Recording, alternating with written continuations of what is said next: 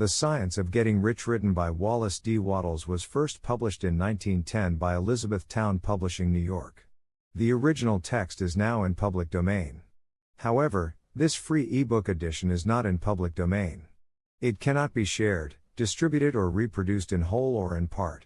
If you would like to share this ebook with others, please direct them to our website www.thesecret.tv, where a legitimate copy can be downloaded for free.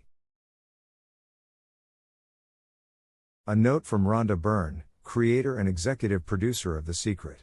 Less than 2 years ago, at a time in my life when I was facing challenges from every direction, business, relationships, family, you name it, I stumbled across this book.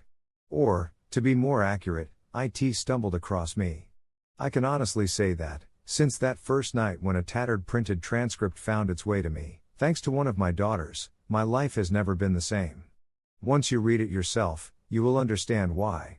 And why was the question I had been asking myself. Why are there people who seem to attract unlimited wealth into their lives, while others, equally as capable or talented or worthy, suffer from poverty and lack? As you'll discover when you work your way through this wonderful little book, it has nothing to do with education, status, talent, environment, intellectual ability, physical prowess, or geography. Wallace Wattles explains, in simple, straightforward language, how anyone, regardless of their background or circumstances, can attract wealth into their lives. The opening sentence of Chapter 1 of this timeless little masterpiece says it all. Whatever may be said in praise of poverty, the fact remains that it is not possible to live a really complete or successful life unless one is rich. And once I had read it and internalized its simple knowledge, my own life immediately turned around. My television production business started to go from strength to strength. My income levels soared prodigiously. Relationships miraculously healed and marvelous new ones came pouring in from all directions. This is a common experience for people who discover this miracle book. And it will for you too, once you learn and apply its down-to-earth, uncomplicated precepts. This book is the key to prosperity you have longed for. It will change your life. Be aware, as you read it, that it was written almost 100 years ago. Some of the language is a little dated, or quaint, and you'll need to come to it with an open mind and heart. Remember, though, you are about to discover an exciting new reality. You are about to learn the fundamental principles of wealth creation and life success. Stay with it. As Wallace himself says, trust and believe. Whatever you want in life is right there waiting for you. With this book, it is right in your hands. Enjoy. Rhonda Byrne.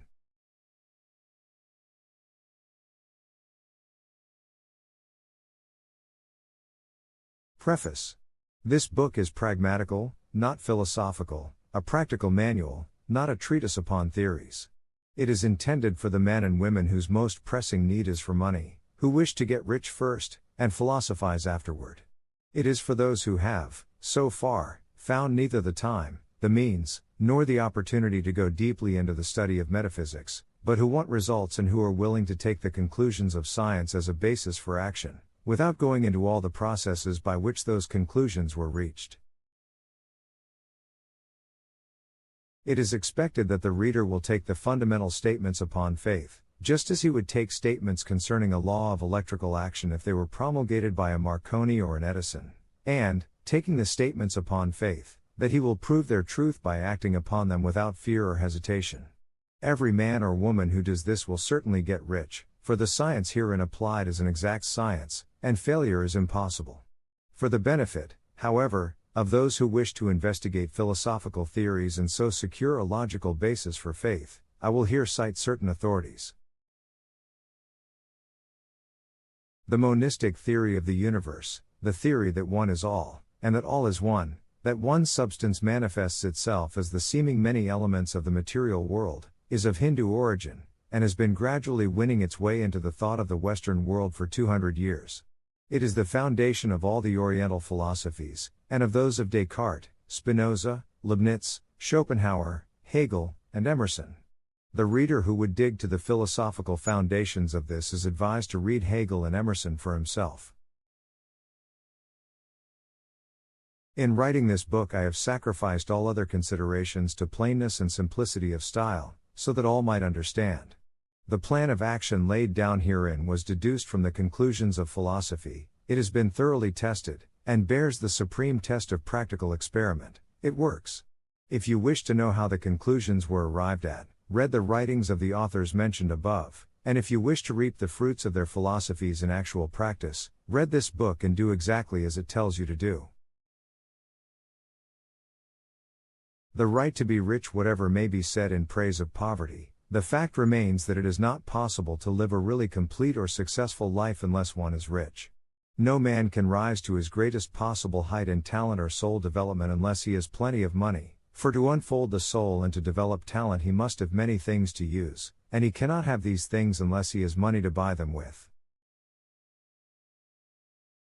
A man develops in mind, soul, and body by making use of things, and society is so organized that man must have money in order to become the possessor of things. Therefore, the basis of all advancement for man must be the science of getting rich. The object of all life is development, and everything that lives has an inalienable right to all the development it is capable of attaining.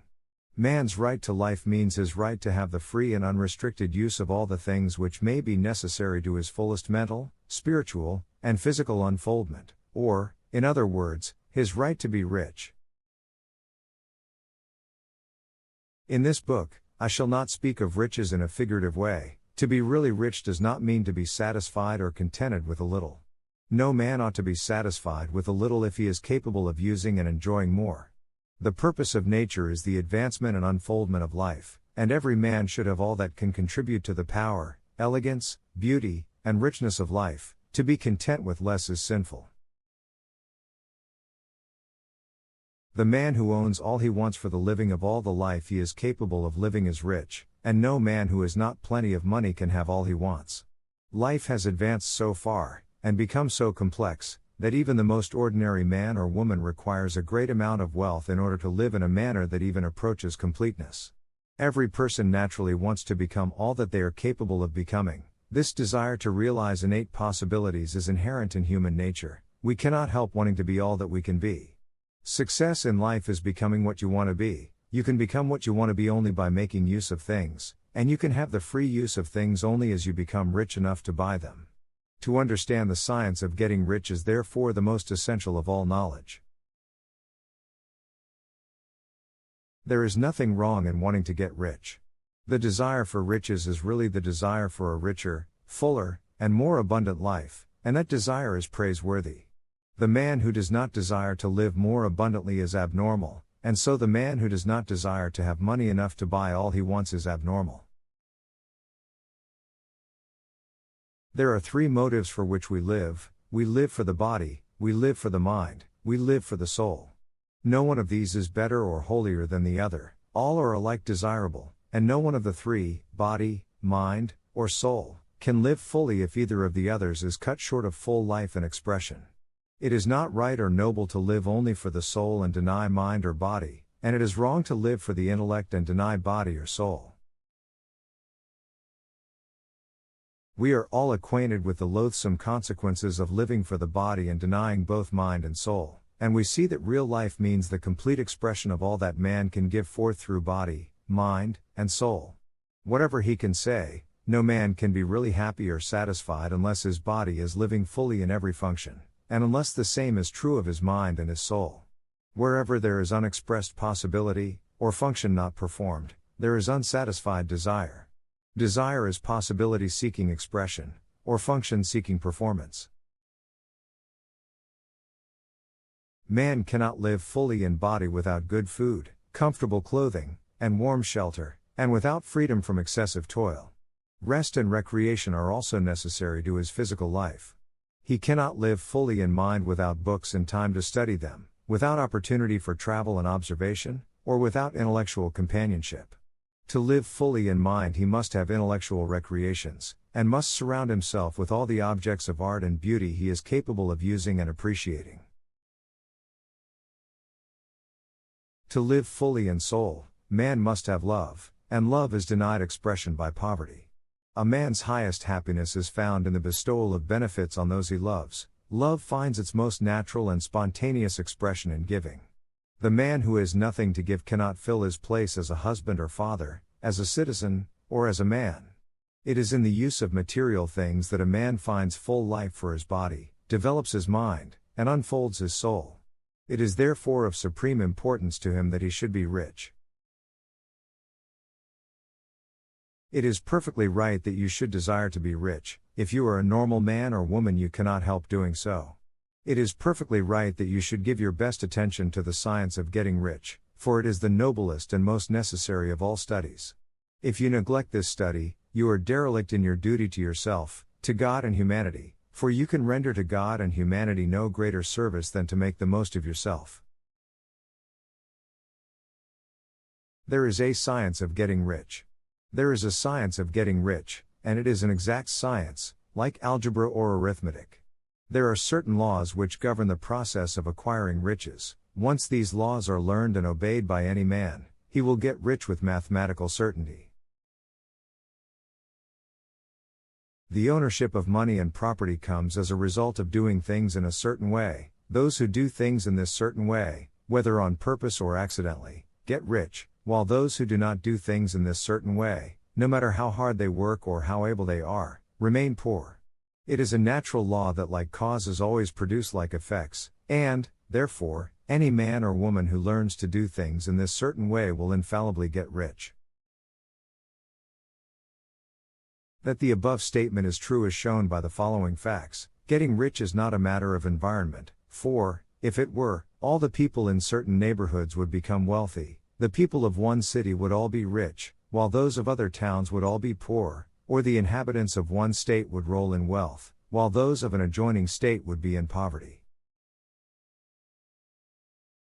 But everywhere we see rich and poor living side by side, in the same environment, and often engaged in the same vocations. When two men are in the same locality, and in the same business, and one gets rich while the other remains poor, it shows that getting rich is not, primarily, a matter of environment. Some environments may be more favorable than others, but when two men in the same business are in the same neighborhood, and one gets rich while the other fails, it indicates that getting rich is the result of doing things in a certain way.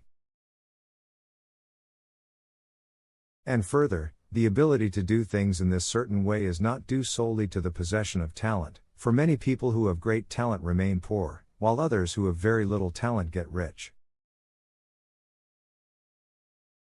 Studying the people who have got rich, we find that they are an average lot in all respects, having no greater talents and abilities than other men. It is evident that they do not get rich because they possess talents and abilities that other men have not, but because they happen to do things in a certain way. Getting rich is not the result of saving, or thrift. Many very penurious people are poor, while free spenders often get rich. Nor is getting rich due to doing things which others fail to do. For two men in the same business often do almost exactly the same things, and one gets rich while the other remains poor or becomes bankrupt. From all these things, we must come to the conclusion that getting rich is the result of doing things in a certain way. If getting rich is the result of doing things in a certain way, and if like causes always produce like effects, then any man or woman who can do things in that way can become rich, and the whole matter is brought within the domain of exact science. The question arises here, whether this certain way may not be so difficult that only a few may follow it. This cannot be true, as we have seen, so far as natural ability is concerned. Talented people get rich, and blockheads get rich, intellectually brilliant people get rich, and very stupid people get rich, physically strong people get rich, and weak and sickly people get rich.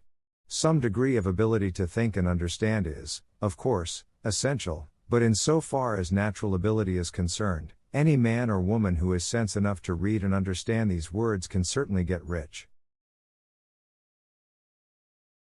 Also, we have seen that it is not a matter of environment. Location counts for something. One would not go to the heart of the Sahara and expect to do successful business. Getting rich involves the necessity of dealing with men, and of being where there are people to deal with, and if these people are inclined to deal in the way you want to deal, so much the better. But that is about as far as environment goes. If anybody else in your town can get rich, so can you, and if anybody else in your state can get rich, so can you. Again, it is not a matter of choosing some particular business or profession. People get rich in every business, and in every profession, while their next-door neighbors in the same vocation remain in poverty. It is true that you will do best in a business which you like, and which is congenial to you, and if you have certain talents which are well developed, you will do best in a business which calls for the exercise of those talents. Also, you will do best in a business which is suited to your locality. An ice cream parlor would do better in a warm climate than in Greenland, and a salmon fishery will succeed better in the Northwest than in Florida, where there are no salmon. But, aside from these general limitations, getting rich is not dependent upon your engaging in some particular business, but upon your learning to do things in a certain way. If you are now in business, and anybody else in your locality is getting rich in the same business, while you are not getting rich, it is because you are not doing things in the same way that the other person is doing them. No one is prevented from getting rich by lack of capital. True, as you get capital the increase becomes more easy and rapid, but one who has capital is already rich, and does not need to consider how to become so. No matter how poor you may be, if you begin to do things in the certain way you will begin to get rich, and you will begin to have capital. The getting of capital is a part of the process of getting rich, and it is a part of the result which invariably follows the doing of things in the certain way.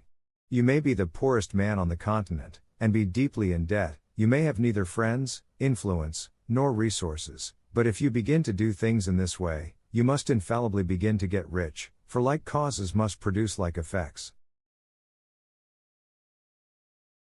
If you have no capital, you can get capital. If you are in the wrong business, you can get into the right business. If you are in the wrong location, you can go to the right location, and you can do so by beginning in your present business and in your present location to do things in the certain way which causes success. Is opportunity monopolized? No man is kept poor because opportunity has been taken away from him, because other people have monopolized the wealth, and have put a fence around it. You may be shut off from engaging in business in certain lines, but there are other channels open to you. Probably it would be hard for you to get control of any of the great railroad systems, that field is pretty well monopolized. But the electric railway business is still in its infancy, and offers plenty of scope for enterprise, and it will be but a very few years until traffic and transportation through the air will become a great industry, and in all its branches will give employment to hundreds of thousands, and perhaps to millions, of people. Why not turn your attention to the development of aerial transportation, instead of competing with J.J. Hill and others for a chance in the steam railway world? It is quite true that if you are a workman in the employ of the Steel Trust you have very little chance of becoming the owner of the plant in which you work, but it is also true that if you will commence to act in a certain way, you can soon leave the employ of the Steel Trust. You can buy a farm of from 10 to 40 acres, and engage in business as a producer of foodstuffs. There is great opportunity at this time for men who will live upon small tracts of land and cultivate the same intensively. Such men will certainly get rich. You may say that it is impossible for you to get the land, but I am going to prove to you that it is not impossible, and that you can certainly get a farm if you will go to work in a certain way. At different periods the tide of opportunity sets in different directions, according to the needs of the whole, and the particular stage of social evolution which has been reached. At present, in America, it is setting toward agriculture and the allied industries and professions. Today, opportunity is open before the factory worker in his line. It is open before the businessman who supplies the farmer more than before the one who supplies the factory worker, and before the professional man who waits upon the farmer more than before the one who serves the working class. There is abundance of opportunity for the man who will go with the tide, instead of trying to swim against it. So the factory workers, either as individuals or as a class, are not deprived of opportunity. The workers are not being kept down by their masters, they are not being ground by the trusts and combinations of capital. As a class, they are where they are because they do not do things in a certain way. If the workers of America chose to do so, They could follow the example of their brothers in Belgium and other countries, and establish great department stores and cooperative industries. They could elect men of their own class to office, and pass laws favoring the development of such cooperative industries, and in a few years they could take peaceable possession of the industrial field. The working class may become the master class whenever they will begin to do things in a certain way. The law of wealth is the same for them as it is for all others. This they must learn, and they will remain where they are as long as they continue to do as they do. The individual worker, however, is not held down by the ignorance or the mental slothfulness of his class. He can follow the tide of opportunity to riches, and this book will tell him how. No one is kept in poverty by a shortness in the supply of riches. There is more than enough for all. A palace as large as the Capitol at Washington might be built for every family on earth from the building material in the United States alone, and under intensive cultivation, this country would produce wool, cotton, linen, and silk enough to clothe each person in the world finer than Solomon was arrayed in all his glory, together with food enough to feed them all luxuriously. The visible supply is practically inexhaustible, and the invisible supply really is inexhaustible. Everything you see on earth is made from one original substance, out of which all things proceed. New forms are constantly being made, and older ones are dissolving, but all are shapes assumed by one thing. There is no limit to the supply of formless stuff, or original substance. The universe is made out of it, but it was not all used in making the universe. The spaces in, through, and between the forms of the visible universe are permeated and filled with the original substance, with the formless stuff, with the raw material of all things. 10,000 times as much as has been made might still be made, and even then we should not have exhausted the supply of universal raw material. No man, therefore, is poor because nature is poor, or because there is not enough to go around. Nature is an inexhaustible storehouse of riches. The supply will never run short. Original substance is alive with creative energy, and is constantly producing more forms. When the supply of building material is exhausted, more will be produced. When the soil is exhausted so that foodstuffs and materials for clothing will no longer grow upon it, it will be renewed or more soil will be made. When all the gold and silver has been dug from the earth, if man is still in such a stage of social development that he needs gold and silver, more will produced from the formless. The formless stuff responds to the needs of man, it will not let him be without any good thing. This is true of man collectively. The race as a whole is always abundantly rich, and if individuals are poor, it is because they do not follow the certain way of doing things which makes the individual man rich. The formless stuff is intelligent, it is stuff which thinks. It is alive, and is always impelled toward more life. It is the natural and inherent impulse of life to seek to live more. It is the nature of intelligence to enlarge itself, and of consciousness to seek to extend its boundaries and find fuller expression.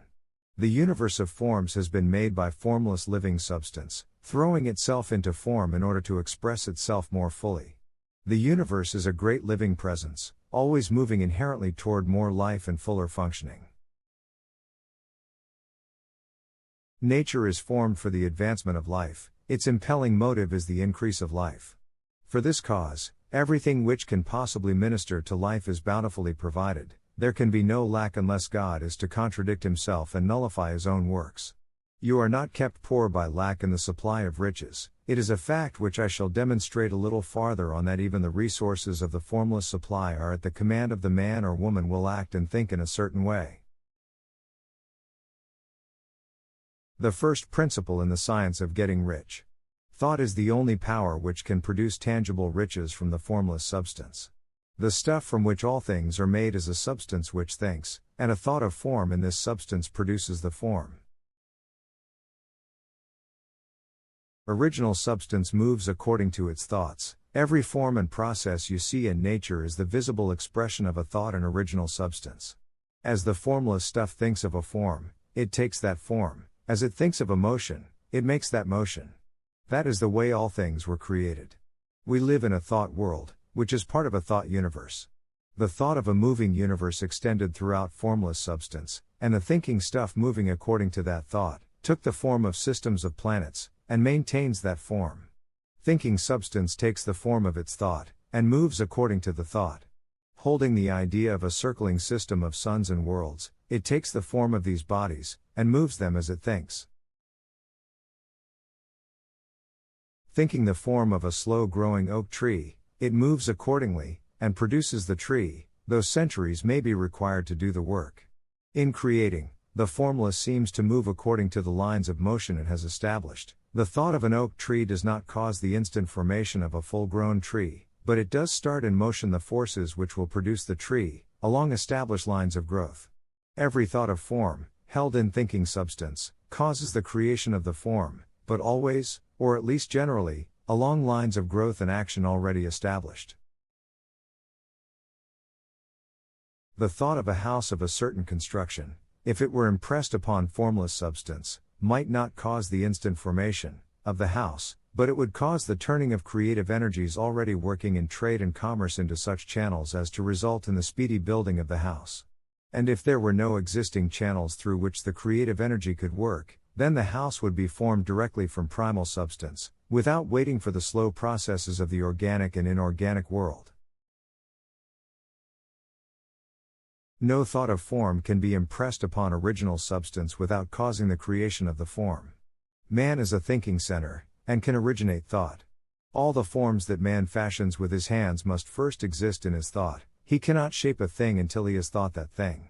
And so far man has confined his efforts wholly to the work of his hands. He has applied manual labor to the world of forms, seeking to change or modify those already existing.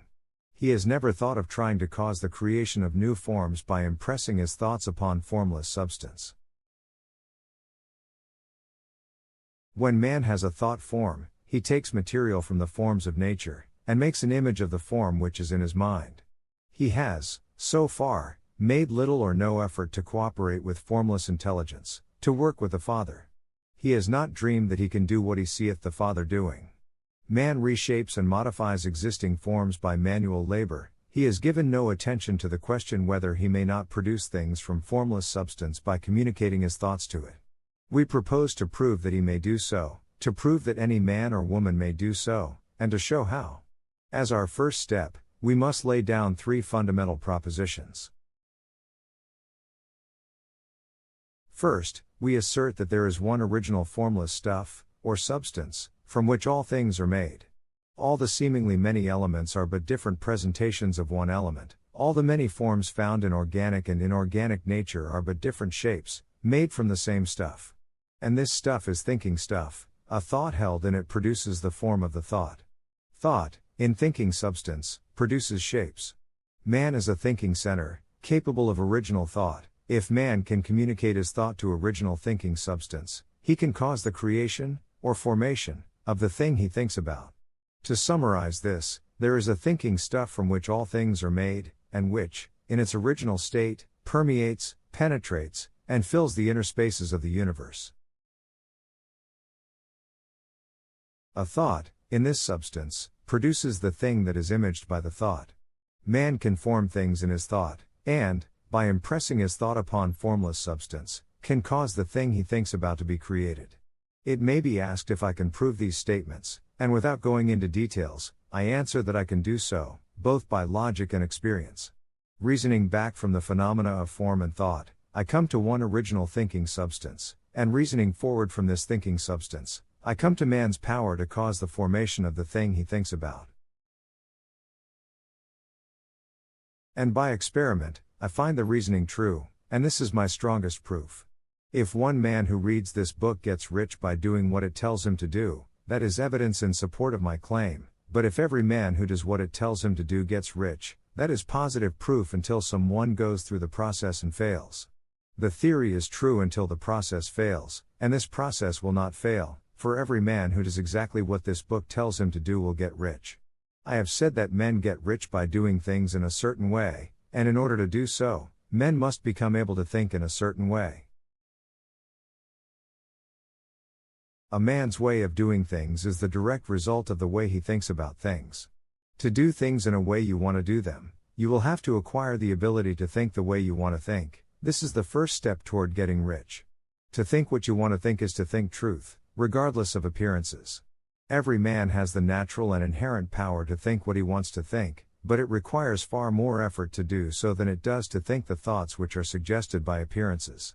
To think according to appearance is easy, to think truth regardless of appearances is laborious, and requires the expenditure of more power than any other work man is called upon to perform. There is no labor from which most people shrink as they do from that of sustained and consecutive thought. It is the hardest work in the world. This is especially true when truth is contrary to appearances. Every appearance in the visible world tends to produce a corresponding form in the mind which observes it, and this can only be prevented by holding the thought of the truth.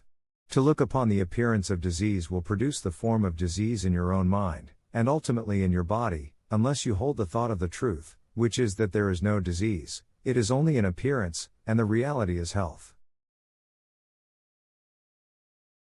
To look upon the appearances of poverty will produce corresponding forms in your own mind, unless you hold to the truth that there is no poverty, there is only abundance. To think health when surrounded by the appearances of disease, or to think riches when in the midst of appearances of poverty, requires power, but he who acquires this power becomes a master mind. He can conquer fate, he can have whatever he wants. This power can only be acquired by getting hold of the basic fact which is behind all appearances, and that fact is that there is one thinking substance, from which and by which all things are made. Then we must grasp the truth that every thought held in this substance becomes a form, and that man can so impress his thoughts upon it as to cause them to take form and become visible things. When we realize this, we lose all doubt and fear, for we know that we can create what we want to create, we can get what we want to have, and can become what we want to be. As a first step toward getting rich, you must believe the three fundamental statements given previously in this chapter, and in order to emphasize them, I repeat them here. There is a thinking stuff from which all things are made, and which, in its original state, permeates, penetrates, and fills the inner spaces of the universe. A thought, in this substance, produces the thing that is imaged by the thought. Man can form things in his thought, and, by impressing his thought upon formless substance, can cause the thing he thinks about to be created. You must lay aside all other concepts of the universe than this monistic one, and you must dwell upon this until it is fixed in your mind, and has become your habitual thought. Read these creed statements over and over again, fix every word upon your memory, and meditate upon them until you firmly believe what they say. If a doubt comes to you, cast it aside as a sin. Do not listen to arguments against this idea, do not go to churches or lectures where a contrary concept of things is taught or preached. Do not read magazines or books which teach a different idea. If you get mixed up in your faith, all your efforts will be in vain. Do not ask why these things are true, nor speculate as to how they can be true, simply take them on trust. The science of getting rich begins with the absolute acceptance of this faith. Increasing life. You must get rid of the last vestige of the old idea that there is a deity whose will it is that you should be poor, or whose purposes may be served by keeping you in poverty. The intelligent substance which is all, and in all, and which lives in all and lives in you, is a consciously living substance. Being a consciously living substance, it must have the nature and inherent desire of every living intelligence for increase of life. Every living thing must continually seek for the enlargement of its life, because life, in the mere act of living, must increase itself. A seed, dropped into the ground, springs into activity, and in the act of living produces 100 more seeds. Life, by living, multiplies itself. It is forever becoming more, it must do so, if it continues to be at all. Intelligence is under this same necessity for continuous increase. Every thought we think makes it necessary for us to think another thought. Consciousness is continually expanding. Every fact we learn leads us to the learning of another fact. Knowledge is continually increasing. Every talent we cultivate brings to the mind the desire to cultivate another talent. We are subject to the urge of life, seeking expression, whichever drives us on to know more, to do more, and to be more. In order to know more, do more, and be more, we must have more. We must have things to use, for we learn, and do, and become, only by using things. We must get rich, so that we can live more. The desire for riches is simply the capacity for larger life-seeking fulfillment. Every desire is the effort of an unexpressed possibility to come into action. It is power seeking to manifest which causes desire. That which makes you want more money is the same as that which makes the plant grow. It is life, seeking fuller expression. The one living substance must be subject to this inherent law of all life. It is permeated with the desire to live more. That is why it is under the necessity of creating things. The one substance desires to live more in you, hence it wants you to have all the things you can use. It is the desire of God that you should get rich. He wants you to get rich because He can express Himself better through you if you have plenty of things to use in giving Him expression. He can live more in you if you have unlimited command of the means of life. The universe desires you to have everything you want to have. Nature is friendly to your pans. Everything is naturally for you. Make up your mind that this is true. It is essential, however, that your purpose should harmonize with the purpose that is in Al. You must want real life, not mere pleasure of sensual gratification. Life is the performance of function, and the individual really lives only when he performs every function, physical, mental, and spiritual, of which he is capable, without excess in any. You do not want to get rich in order to live swinishly, for the gratification of animal desires. That is not life. But the performance of every physical function is a part of life, and no one lives completely who denies the impulses of the body a normal and healthful expression. You do not want to get rich solely to enjoy mental pleasures, to get knowledge, to gratify ambition, to outshine others, to be famous. All these are a legitimate part of life, but the man who lives for the pleasures of the intellect alone will only have a partial life, and he will never be satisfied with his lot. You do not want to get rich solely for the good of others, to lose yourself for the salvation of mankind, to experience the joys of philanthropy and sacrifice. The joys of the soul are only a part of life, and they are no better or nobler than any other part.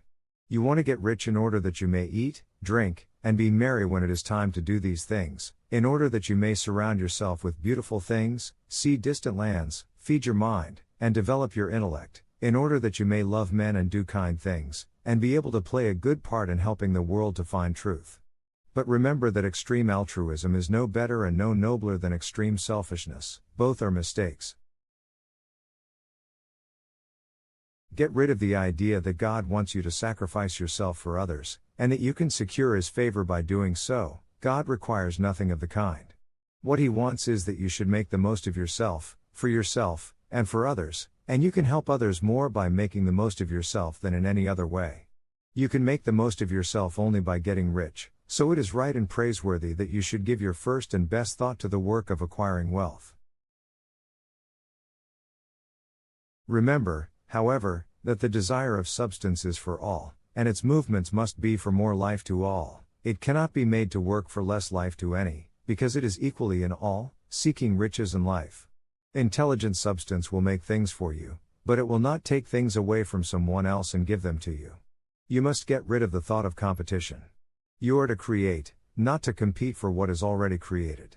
You do not have to take anything away from anyone. You do not have to drive sharp bargains. You do not have to cheat, or to take advantage. You do not need to let any man work for you for less than he earns. You do not have to covet the property of others, or to look at it with wishful eyes. No man has anything of which you cannot have the like, and that without taking what he has away from him. You are to become a creator, not a competitor. You are going to get what you want, but in such a way that when you get it every other man will have more than he has now. I am aware that there are men who get a vast amount of money by proceeding in direct opposition to the statements in the paragraph above, and may add a word of explanation here. Men of the plutocratic type, who become very rich, do so sometimes purely by their extraordinary ability on the plane of competition, and sometimes they unconsciously relate themselves to substance in its great purposes and movements for the general racial upbuilding through industrial evolution. Rockefeller, Carnegie, Morgan, et al. Have been the unconscious agents of the supreme in the necessary work of systematizing and organizing productive industry, and in the end, their work will contribute immensely toward increased life for all. Their day is nearly over, they have organized production, and will soon be succeeded by the agents of the multitude, who will organize the machinery of distribution. The multimillionaires are like the monster reptiles of the prehistoric eras. They play a necessary part in the evolutionary process, but the same power which produced them will dispose of them. And it is well to bear in mind that they have never been really rich. A record of the private lives of most of this class will show that they have really been the most abject and wretched of the poor. Riches secured on the competitive plane are never satisfactory and permanent. They are yours today, and another's tomorrow. Remember, if you are to become rich in a scientific and certain way, you must rise entirely out of the competitive thought. You must never think for a moment that the supply is limited.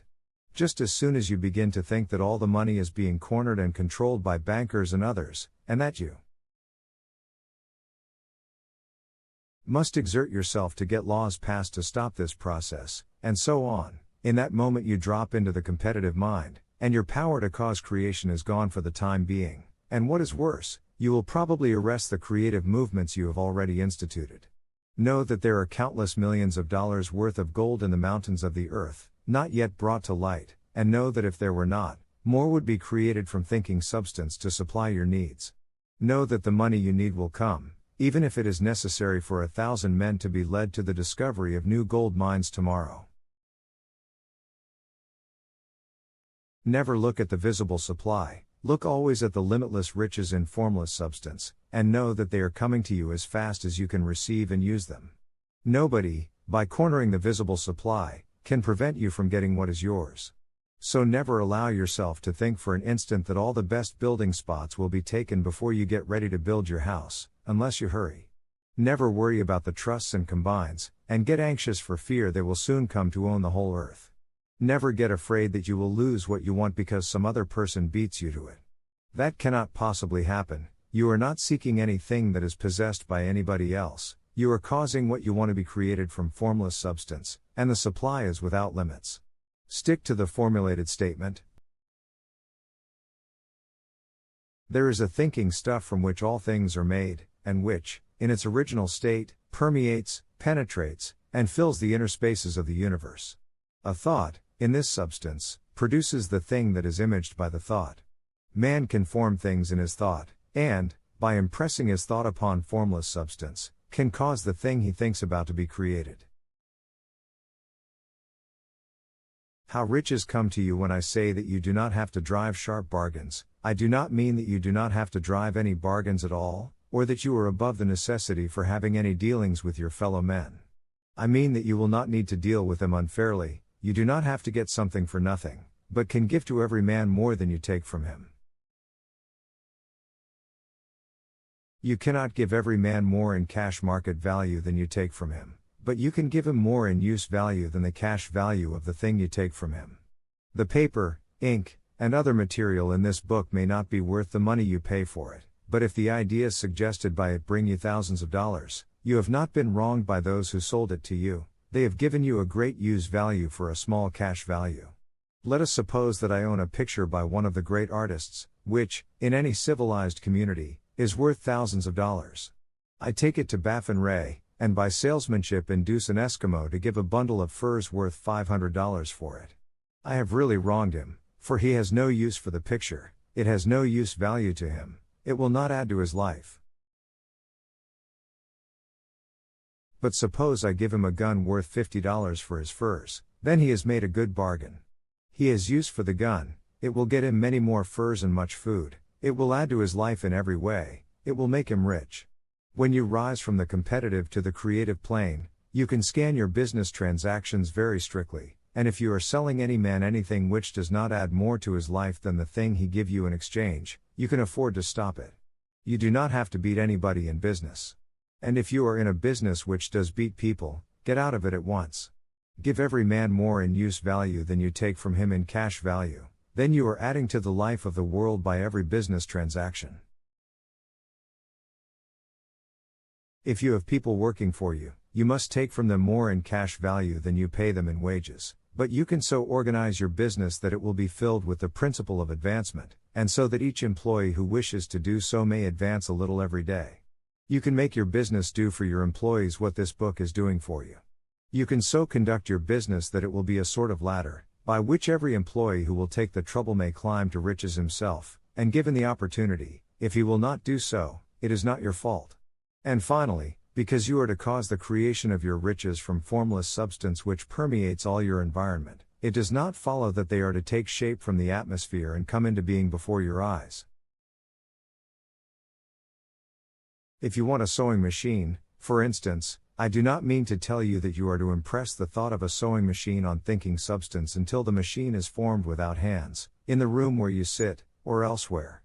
But if you want a sewing machine, hold the mental image of it with the most positive certainty that it is being made, or is on its way to you. After once forming the thought, have the most absolute and unquestioning faith that the sewing machine is coming. Never think of it, or speak of it, in any other way than as being sure to arrive. Claim it as already yours. It will be brought to you by the power of the Supreme Intelligence, acting upon the minds of men. If you live in Maine, it may be that a man will be brought from Texas or Japan to engage in some transaction which will result in your getting what you want.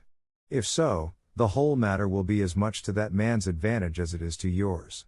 Do not forget for a moment that the thinking substance is through all, in all, communicating with all, and can influence all. The desire of thinking substance for fuller life and better living has caused the creation of all the sewing machines already made, and it can cause the creation of millions more. And will, whenever men set it in motion by desire and faith, and by acting in a certain way. You can certainly have a sewing machine in your house, and it is just as certain that you can have any other thing or things which you want, and which you will use for the advancement of your own life and the lives of others. You need not hesitate about asking largely. It is your Father's pleasure to give you the kingdom, said Jesus. Original substance wants to live all that is possible in you, and wants you to have all that you can or will use for the living of the most abundant life. If you fix upon your consciousness the fact that the desire you feel for the possession of riches is one with the desire of omnipotence for more complete expression, your faith becomes invincible.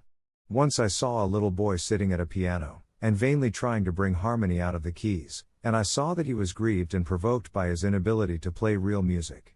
I asked him the cause of his vexation, and he answered, "I can feel the music in me, but I can't make my hands go right."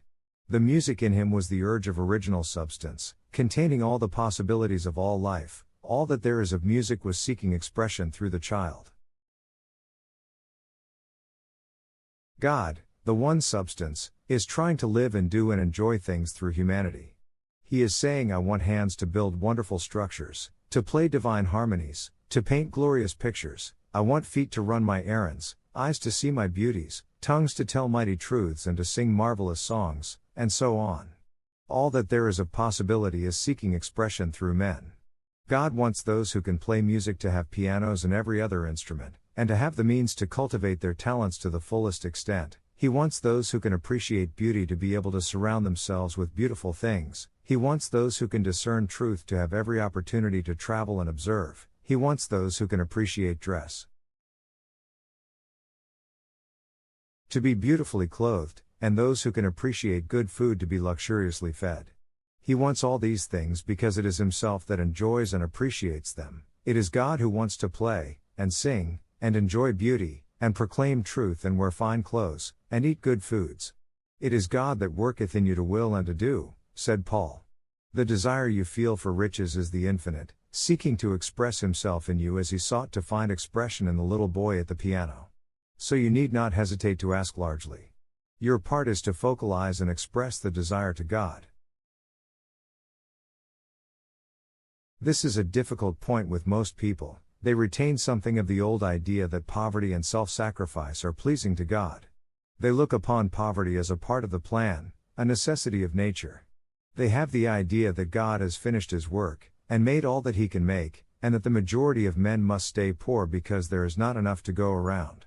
They hold to so much of this erroneous thought that they feel ashamed to ask for wealth. They try not to want more than a very modest competence, just enough to make them fairly comfortable.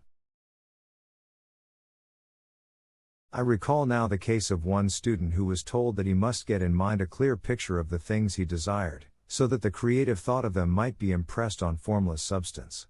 He was a very poor man, living in a rented house, and having only what he earned from day to day, and he could not grasp the fact that all wealth was his. So, after thinking the matter over, he decided that he might reasonably ask for a new rug for the floor of his best room, and an anthracite coal stove to heat the house during the cold weather. Following the instructions given in this book, he obtained these things in a few months, and then it dawned upon him that he had not asked enough. He went through the house in which he lived, and planned all the improvements he would like to make in it. He mentally added a bay window here and a room there, until it was complete in his mind as his ideal home, and then he planned its furnishings. Holding the whole picture in his mind, he began living in the certain way, and moving toward what he wanted, and he owns the house now, and is rebuilding it after the form of his mental image. And now, with still larger faith, he is going on to get greater things. It has been unto him according to his faith, and it is so with you and with all of us. Gratitude. The illustrations given in the last chapter will have conveyed to the reader the fact that the first step toward getting rich is to convey the idea of your wants to the formless substance. This is true, and you will see that in order to do so it becomes necessary to relate yourself to the formless intelligence in a harmonious way. To secure this harmonious relation is a matter of such primary and vital importance that I shall give some space to its discussion here, and give you instructions which, if you will follow them, will be certain to bring you into perfect unity of mind with God. The whole process of mental adjustment and atonement can be summed up in one word: gratitude. First, you believe that there is one intelligent substance, from which all things proceed. Second, you believe that this substance gives you everything you desire. And third, you relate yourself to it by a feeling of deep and profound gratitude. Many people who order their lives rightly in all other ways are kept in poverty by their lack of gratitude. Having received one gift from God, they cut the wires which connect them with Him by failing to make acknowledgement. It is easy to understand that the nearer we live to the source of wealth, the more wealth we shall receive, and it is easy also to understand that the soul that is always grateful lives in closer touch with God than the one which never looks to Him in thankful acknowledgement. The more gratefully we fix our minds on the Supreme when good things come to us, the more good things we will receive, and the more rapidly they will come, and the reason simply is that the mental attitude of gratitude draws the mind into closer touch with the source from which the blessings come.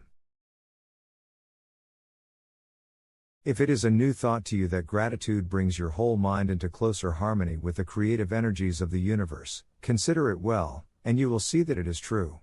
The good things you already have come to you along the line of obedience to certain laws.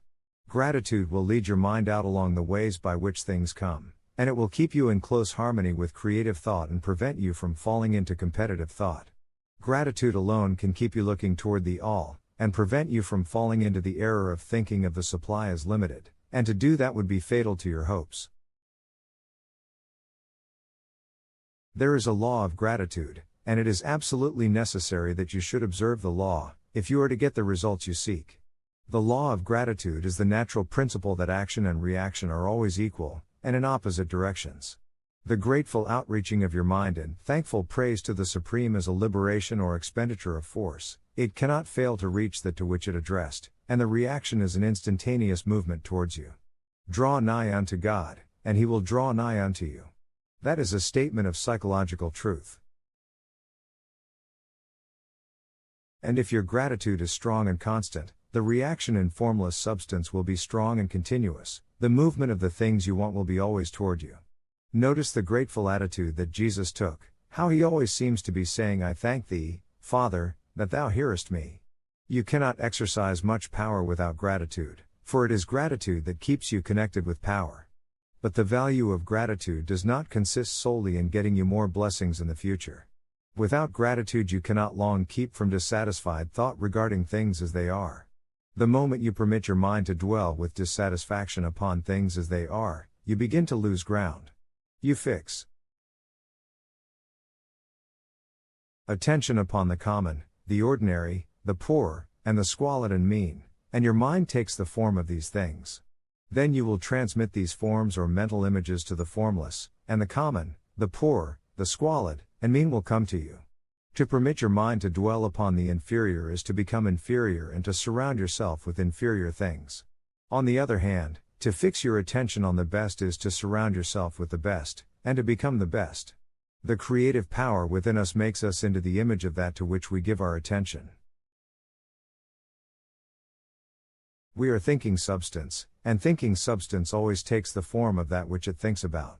The grateful mind is constantly fixed upon the best, therefore it tends to become the best, it takes the form or character of the best, and will receive the best. Also, faith is born of gratitude. The grateful mind continually expects good things, and expectation becomes faith.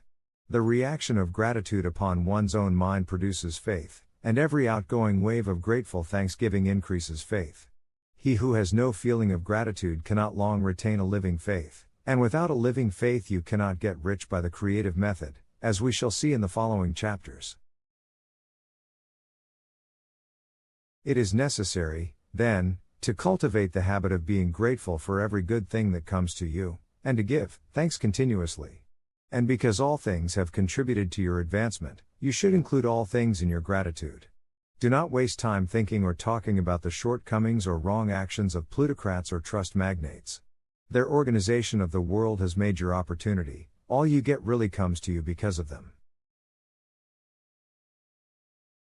Do not rage against corrupt politicians. If it were not for politicians we should fall into anarchy, and your opportunity would be greatly lessened.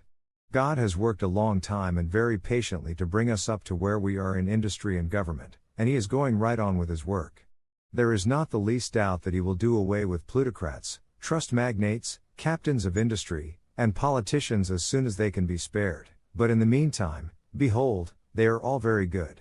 Remember that they are all helping to arrange the lines of transmission along which your riches will come to you, and be grateful to them all. This will bring you into harmonious relations with the good in everything, and the good in everything will move toward you. Thinking in the certain way. Turn back to chapter 6 and read again the story of the man who formed a mental image of his house, and you will get a fair idea of the initial step toward getting rich. You must form a clear and definite mental picture of what you want. You cannot transmit an idea unless you have it yourself. You must have it before you can give it, and many people fail to impress thinking substance because they have themselves only a vague and misty concept of the things they want to do, to have, or to become. It is not enough that you should have a general desire for wealth to do good with, everybody has that desire. It is not enough that you should have a wish to travel, see things, live more, etc. Everybody has those desires also. If you were going to send a wireless message to a friend, you would not send the letters of the alphabet in their order, and let him construct the message for himself, nor would you take words at random from the dictionary. You would send a coherent sentence, one which meant something. When you try to impress your wants upon substance, remember that it must be done by a coherent statement. You must know what you want, and be definite. You can never get rich, or start the creative power into action, by sending out unformed longings and vague desires. Go over your desires just as the man I have described went over his house, see just what you want, and get a clear mental picture of it as you wish it to look when you get it. That clear mental picture you must have continually in mind, as the sailor has in mind the port toward which he is sailing the ship. You must keep your face toward it all the time. You must no more lose sight of it than the steersman loses sight of the compass. It is not necessary to take exercises in concentration, nor to set apart special times for prayer and affirmation, nor to go into the silence, nor to do occult stunts of any kind. These things are well enough, but all you need is to know what you want, and to want it badly enough so that it will stay in your thoughts. Spend as much of your leisure time as you can in contemplating your picture, but no one needs to take exercises to concentrate his mind on a thing which he really wants. It is the things you do not really care about which require effort to fix your attention upon them. And unless you really want to get rich, so that the desire is strong enough to hold your thoughts directed to the purpose as the magnetic pole holds the needle of the compass, it will hardly be worthwhile for you to try to carry out the instructions given in this book. The methods herein set forth are for people whose desire for riches is strong enough to overcome mental laziness and the love of ease, and make them work. The more clear and definite you make your picture then, and the more you dwell upon it, bringing out all its delightful details, the stronger your desire will be, and the stronger your desire, the easier it will be to hold your mind fixed upon the picture of what you want. Something more is necessary, however, than merely to see the picture clearly. If that is all you do, you are only a dreamer, and will have little or no power for accomplishment. Behind your clear vision must be the purpose to realize it, to bring it out in tangible expression. And behind this purpose must be an invincible and unwavering faith that the thing is already yours, that it is at hand and you have only to take possession of it. Live in the new house, mentally, until it takes form around you physically. In the mental realm, enter at once into full enjoyment of the things you want. Whatsoever things ye ask for when ye pray, believe that ye receive them, and ye shall have them, said Jesus. See the things you want as if they were actually around you all the time. See yourself as owning and using them. Make use of them in imagination just as you will use them when they are your tangible possessions. Dwell upon your mental picture until it is clear and distinct, and then take the mental attitude of ownership toward everything in that picture. Take possession of it, in mind, in the full faith that it is actually yours. Hold to this mental ownership, do not waver for an instant in the faith that it is real. And remember what was said in a preceding chapter about gratitude, be as thankful for it all the time as you expect to be when it has taken form. The man who can sincerely thank God for the things which as yet he owns only in imagination, has real faith. He will get rich, he will cause the creation of whatsoever he wants. You do not need to pray repeatedly for things you want, it is not necessary to tell God about it every day. Use not vain repetitions as the heathen do, said Jesus said to his pupils, for your Father knoweth that ye have need of these things before ye ask him. Your part is to intelligently formulate your desire for the things which make for a larger life, and to get these desire arranged into a coherent whole, and then to impress this whole desire upon the formless substance, which has the power and the will to bring you what you want. You do not make this impression by repeating strings of words, you make it by holding the vision with unshakable purpose to attain it, and with steadfast faith that you do attain it. The answer to prayer is not according to your faith while you are talking, but according to your faith while you are working. You cannot impress the mind of God by having a special Sabbath day set apart to tell him what you want, and then forgetting him during the rest of the week. You cannot impress him by having special hours to go into your closet and pray, if you then dismiss the matter from your mind until the hour of prayer comes again. Oral prayer is well enough, and has its effect, especially upon yourself, in clarifying your vision and strengthening your faith, but it is not your oral petitions which get you what you want. In order to get rich you do not need a sweet hour of prayer, you need to pray without ceasing. And by prayer I mean holding steadily to your vision, with the purpose to cause its creation into solid form, and the faith that you are doing so. Believe that you receive them. The whole matter turns on receiving, once you have clearly formed your vision. When you have formed it, it is well to make an oral statement, addressing the supreme and reverent prayer, and from that moment you must, in mind, receive what you ask for. Live in the new house, wear the fine clothes, ride in the automobile, go on the journey, and confidently plan for greater journeys. Think and speak of all the things you have asked for in terms of actual present ownership. Imagine an environment, and a financial condition exactly as you want them, and live all the time in that imaginary environment and financial condition. Mind, however, that you do not do this as a mere dreamer and castle builder. Hold to the faith that the imaginary is being realized, and to the purpose to realize it. Remember that it is faith and purpose in the use of the imagination which make the difference between the scientist and the dreamer. And having learned this fact, it is here that you must learn the proper use of the will. How to use the will. To set about getting rich in a scientific way, you do not try to apply your willpower to anything outside of yourself. You have no right to do so, anyway. It is wrong to apply your will to other men and women, in order to get them to do what you wish done. It is as flagrantly wrong to coerce people by mental power as it is to coerce them by physical power. If compelling people by physical force to do things for you reduces them to slavery, compelling them by mental means accomplishes exactly the same thing, the only difference is in methods. If taking things from people by physical force is robbery, them taking things by mental force is robbery also, there is no difference in principle. You have no right to use your willpower upon another person, even for his own good, for you do not know what is for his good.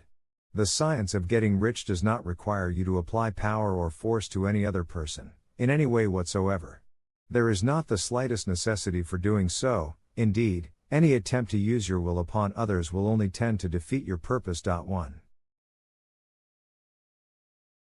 You do not need to apply your will to things, in order to compel them to come to you. That would simply be trying to coerce God, and would be foolish and useless, as well as irreverent. You do not have to compel God to give you good things, any more than you have to use your willpower to make the sun rise. You do not have to use your willpower to conquer an unfriendly deity, or to make stubborn and rebellious forces do your bidding. Substance is friendly to you, and is more anxious to give you what you want than you are to get it. To get rich, you need only to use your willpower upon yourself. When you know what to think and do, then you must use your will to compel yourself to think and do the right things. That is the legitimate use of the will in getting what you want, to use it in holding yourself to the right course. Use your will to keep yourself thinking and acting in the certain way. Do not try to project your will, or your thoughts, or your mind out into space, to act on things or people. Keep your mind at home, it can accomplish more there than elsewhere. Use your mind to form a mental image of what you want, and to hold that vision with faith and purpose, and use your will to keep your mind working in the right way. The more steady and continuous your faith and purpose, the more rapidly you will get rich, because you will make only positive impressions upon substance, and you will not neutralize or offset them by negative impressions. The picture of your desires, held with faith and purpose, is taken up by the formless, and permeates it to great distances, throughout the universe, for all I know. As this impression spreads, all things are set moving toward its realization. Every living thing, every inanimate thing, and the things yet uncreated, are stirred toward bringing into being that which you want. All force begins to be exerted in that direction, all things begin to move toward you. The minds of people, everywhere, are influenced toward doing the things necessary to the fulfilling of your desires, and they work for you, unconsciously. But you can check all this by starting a negative impression in the formless substance. Doubt or unbelief is as certain to start a movement away from you as faith and purpose are to start one toward you. It is by not understanding this that most people who try to make use of mental science in getting rich make their failure.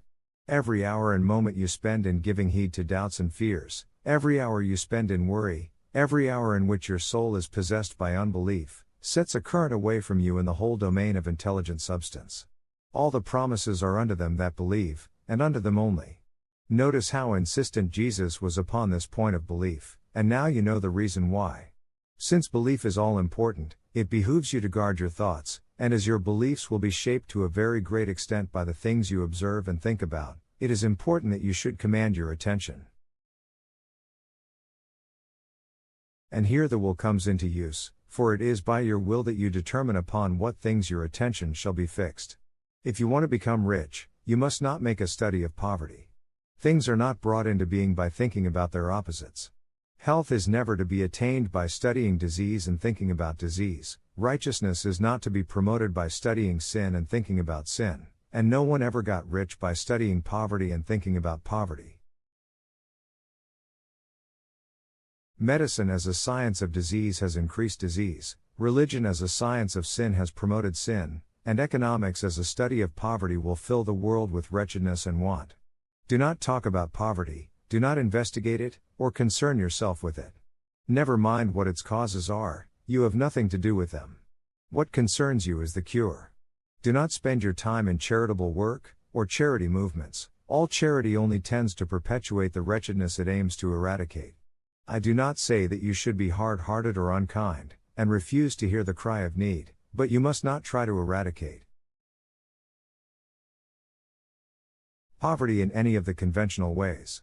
Put poverty behind you, and put all that pertains to it behind you, and make good. Get rich, that is the best way you can help the poor. And you cannot hold the mental image which is to make you rich if you fill your mind with pictures of poverty. Do not read books or papers which give circumstantial accounts of the wretchedness of the tenement dwellers, of the horrors of child labor, and so on. Do not read anything which fills your mind with gloomy images of want and suffering. You cannot help the poor in the least by knowing about these things, and the widespread knowledge of them does not tend at all to do away with poverty. What tends to do away with poverty is not the getting of pictures of poverty into your mind, but getting pictures of wealth into the minds of the poor. You are not deserting the poor in their misery when you refuse to allow your mind to be filled with pictures of that misery. Poverty can be done away with, not by increasing the number of well-to-do people who think about poverty, but by increasing the number of poor people who purpose with faith to get rich. The poor do not need charity, they need inspiration. Charity only sends them a loaf of bread to keep them alive in their wretchedness, or gives them an entertainment to make them forget for an hour or two, but inspiration will cause them to rise out of their misery. If you want to help the poor, demonstrate to them that they can become rich, prove it by getting rich yourself. The only way in which poverty will ever be banished from this world is by getting a large and constantly increasing number of people to practice the teachings of this book. People must be taught to become rich by creation, not by competition. Every man who becomes rich by competition throws down behind him the ladder by which he rises, and keeps others down, but every man who gets rich by creation opens a way for thousands to follow him, and inspires them to do so. You are not showing hardness of heart or an unfeeling disposition when you refuse to pity poverty, see poverty, read about poverty, or think or talk about it, or to listen to those who do talk about it. Use your willpower to keep your mind off the subject of poverty, and to keep it fixed with faith and purpose on the vision of what you want. Further use of the will. You cannot retain a true and clear vision of wealth if you are constantly turning your attention to opposing pictures, whether they be external or imaginary. Do not tell of your past troubles of a financial nature, if you have had them. Do not think of them at all. Do not tell of the poverty of your parents, or the hardships of your early life. To do any of these things is to mentally class yourself with the poor for the time being, and it will certainly check the movement of things in your direction. Let the dead bury their dead, as Jesus said. Put poverty and all things that pertain to poverty completely behind you. You have accepted a certain theory of the universe as being correct, and are resting all your hopes of happiness on its being correct, and what can you gain by giving heed to conflicting theories? Do not read religious books which tell you that the world is soon coming to an end, and do not read the writing of muckrakers and pessimistic philosophers who tell you that it is going to the devil. The world is not going to the devil, it is going to God. It is wonderful becoming.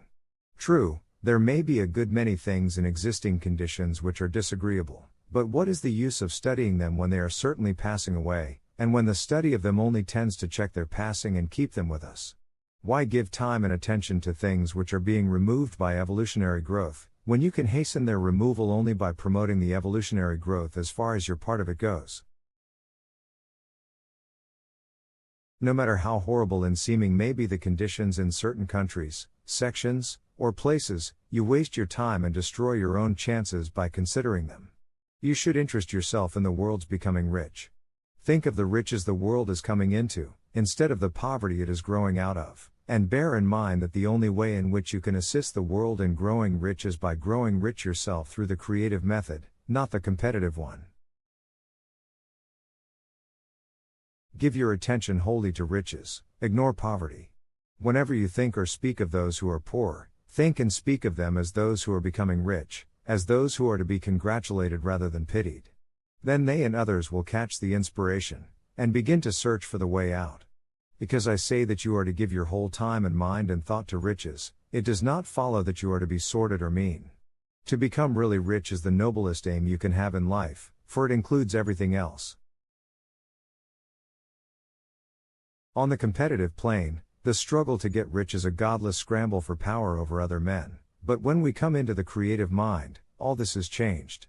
All that is possible in the way of greatness and soul unfoldment, of service and lofty endeavor, comes by way of getting rich. All is made possible by the use of things. If you lack for physical health, you will find that the attainment of it is conditional on your getting rich. Only those who are emancipated from financial worry, and who have the means to live a carefree existence and follow hygienic practices, can have and retain health. Moral and spiritual greatness is possible only to those who are above the competitive battle for existence, and only those who are becoming rich on the plane of creative thought are free from the degrading influences of competition.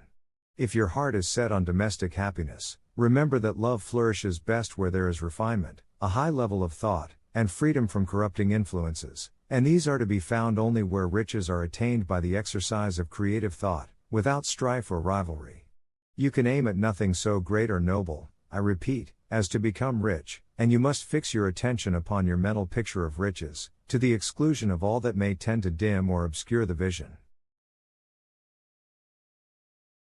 You must learn to see the underlying truth in all things, you must see beneath all seemingly wrong conditions, the great one life ever moving forward toward fuller expression and more complete happiness. It is the truth that there is no such thing as poverty, that there is only wealth. Some people remain in poverty because they are ignorant of the fact that there is wealth for them, and these can best be taught by showing them the way to affluence in your own person and practice. Others are poor because, while they feel that there is a way out, they are too intellectually indolent to put forth the mental effort necessary to find that way and travel by it, and for these the very best thing you can do is to arouse their desire by showing them the happiness that comes from being rightly rich. Others still are poor because, while they have some notion of science, they have become so swamped and lost in the maze of metaphysical and occult theories that they do not know which road to take. They try a mixture of many systems and fail in all. For these, again, the very best thing to do is to show the right way in your own person and practice. An ounce of doing things is worth a pound of theorizing. The very best thing you can do for the whole world is to make the most of yourself. You can serve God and man in no more effective way than by getting rich, that is, if you get rich by the creative method and not by the competitive one. Another thing. We assert that this book gives in detail the principles of the science of getting rich, and if that is true, you do not need to read any other book upon the subject. This may sound narrow and egotistical, but consider, there is no more scientific method of computation in mathematics than by addition, subtraction, multiplication, and division. No other method is possible. There can be but one shortest distance between 2 points. There is only one way to think scientifically, and that is to think in the way that leads by the most direct and simple route to the goal. No man has yet formulated a briefer or less complex system than the one set forth herein. It has been stripped of all non-essentials. When you commence on this, lay all others aside, put them out of your mind altogether. Read this book every day, keep it with you, commit it to memory, and do not think about other systems and theories. If you do, you will begin to have doubts, and to be uncertain and wavering in your thought, and then you will begin to make failures. After you have made good and become rich, you may study other systems as much as you please, but until you are quite sure that you have gained what you want, do not read anything on this line but this book, unless it be the authors mentioned in the preface. And read only the most optimistic comments on the world's news, those in harmony with your picture. Also, postpone your investigations into the occult. Do not dabble in theosophy, spiritualism, or kindred studies. It is very likely that the dead still live, and are near, but if they are, let them alone, mind your own business. Wherever the spirits of the dead may be, they have their own work to do, and their own problems to solve, and we have no right to interfere with them. We cannot help them, and it is very doubtful whether they can help us, or whether we have any right to trespass upon their time if they can. Let the dead and the hereafter alone, and solve your own problem, get rich. If you begin to mix with the occult, you will start mental crosscurrents which will surely bring your hopes to shipwreck. Now, this and the preceding chapters have brought us to the following statement of basic facts. There is a thinking stuff from which all things are made, and which, in its original state, permeates, penetrates, and fills the inner spaces of the universe. A thought, in this substance, produces the thing that is imaged by the thought. Man can form things in his thought, and, by impressing his thought upon formless substance, can cause the thing he thinks about to be created. In order to do this, man must pass from the competitive to the creative mind. He must form a clear mental picture of the things he wants, and hold this picture in his thoughts with the fixed purpose to get what he wants, and the unwavering faith that he does get what he wants, closing his mind against all that may tend to shake his purpose, dim his vision, or quench his faith. And in addition to all this, we shall now see that he must live and act in a certain way. Acting in the certain way. Thought is the creative power, or the impelling force which causes the creative power to act. Thinking in a certain way will bring riches to you, but you must not rely upon thought alone, paying no attention to personal action. That is the rock upon which many otherwise scientific metaphysical thinkers meet shipwreck, the failure to connect thought with personal action. We have not yet reached the stage of development, even supposing such a stage to be possible, in which man can create directly from formless substance without nature's processes or the work of human hands. Man must not only think, but his personal action must supplement his thought. By thought you can cause the gold in the hearts of the mountains to be impelled toward you, but it will not mine itself, refine itself, coin itself into double eagles, and come rolling along the roads seeking its way into your pocket. Under the impelling power of the Supreme Spirit, men's affairs will be so ordered that someone will be led to mine the gold for you. Other men's business transactions will be so directed that the gold will be brought toward you, and you must so arrange your own business affairs that you may be able to receive it when it comes to you. Your thought makes all things, animate and inanimate, work to bring you what you want, but your personal activity must be such that you can rightly receive what you want when it reaches you. You are not to take it as charity, nor to steal it. You must give every man more in use value than he gives you in cash value. The scientific use of thought consists in forming a clear and distinct mental image of what you want, in holding fast to the purpose to get what you want, and in realizing with grateful faith that you do get what you want. Do not try to project your thought in any mysterious or occult way, with the idea of having it go out and do things for you. That is wasted effort, and will weaken your power to think with sanity. The action of thought in getting rich is fully explained in the preceding chapters. Your faith and purpose positively impress your vision upon formless substance, which has the same desire for more life that you have, and this vision, received from you, sets all the creative forces at work in and through their regular channels of action, but directed toward you. It is not your part to guide or supervise the creative process. All you have to do with that is to retain your vision, stick to your purpose, and maintain your faith and gratitude.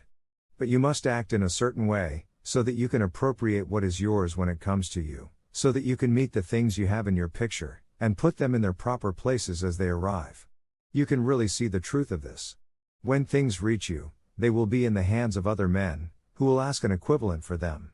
And you can only get what is yours by giving the other man what is his.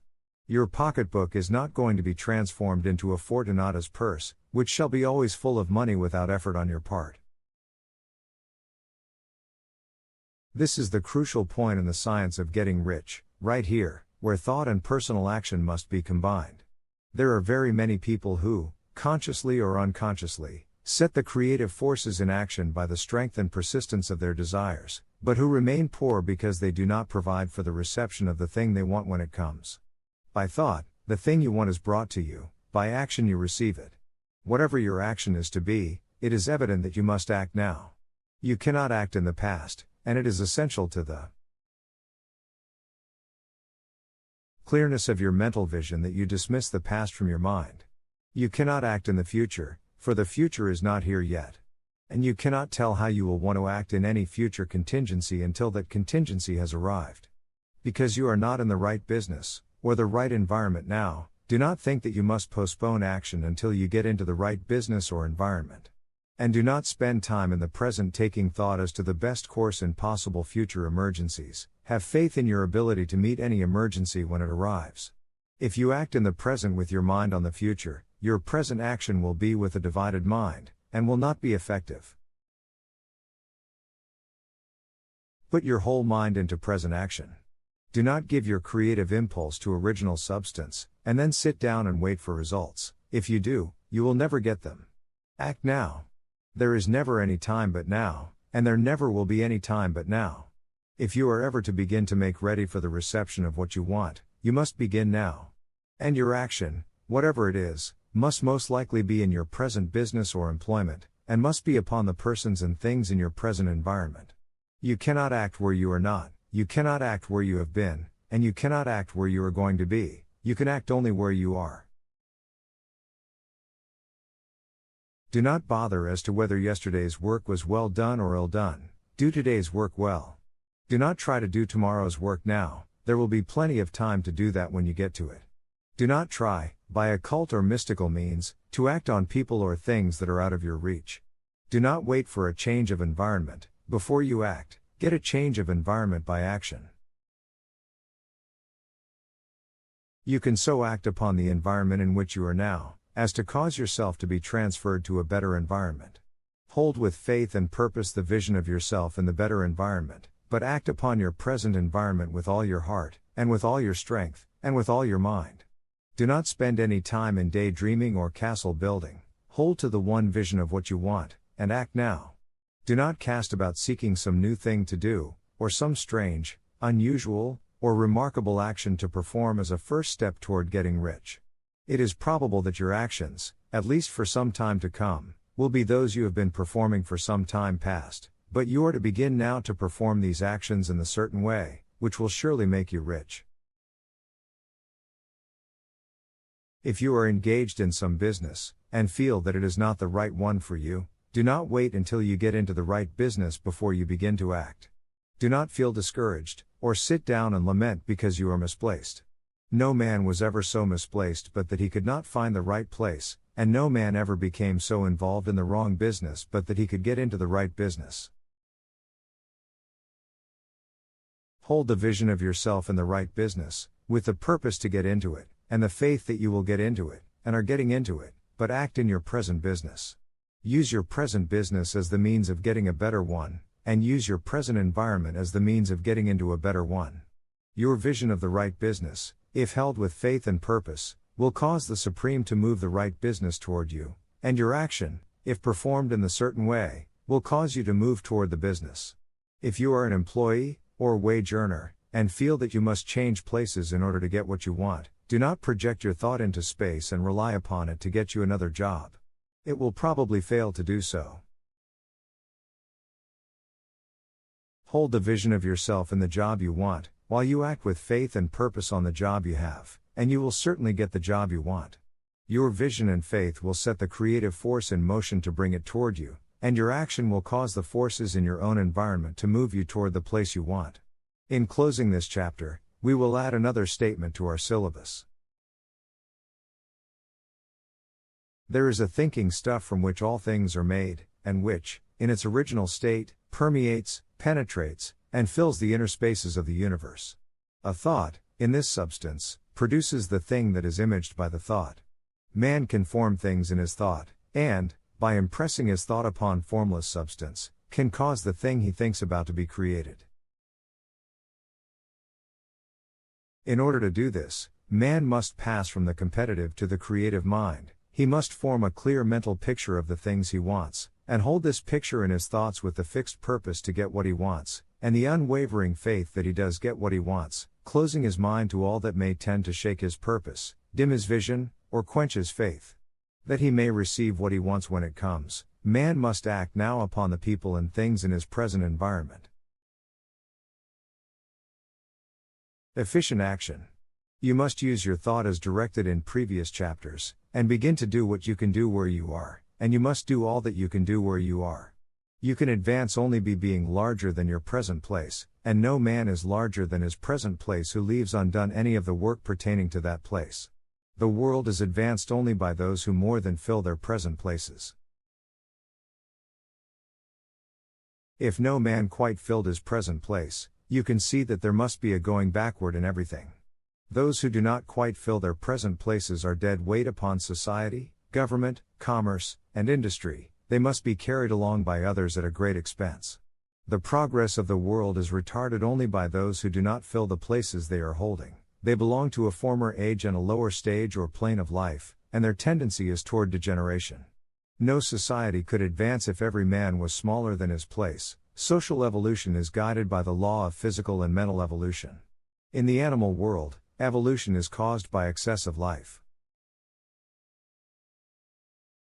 When an organism has more life than can be expressed in the functions of its own plane, it develops the organs of a higher plane, and a new species is originated. There never would have been new species had there not been organisms which more than filled their places. The law is exactly the same for you. Your getting rich depends upon your applying this principle to your own affairs. Every day is either a successful day or a day of failure, and it is the successful days which get you what you want.